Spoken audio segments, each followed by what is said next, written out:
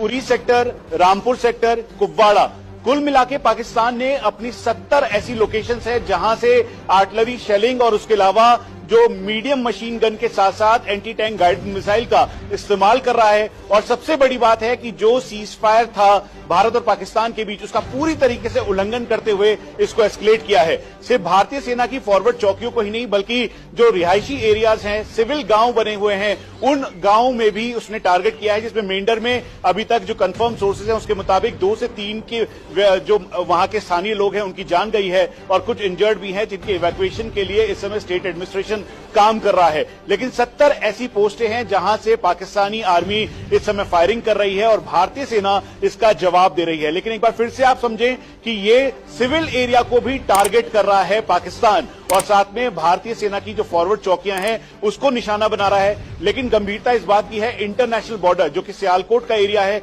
जहां पर international border में सांबा, फिर उसके बाद हीरानगर सेक्टर, साथ में अखनूर की तरफ जो पूरा एरिया आता है, वहां पर भी अलर्टनेस बढ़ती जा रही है क्योंकि पाकिस्तान इस समय फायरिंग लगातार अलग अलग मोर्चों से कर रहा है। हमारे साथ 16 कोर कमांडर रह चुके लेफ्टिनेंट जनरल रॉय इस वक्त मौजूद है।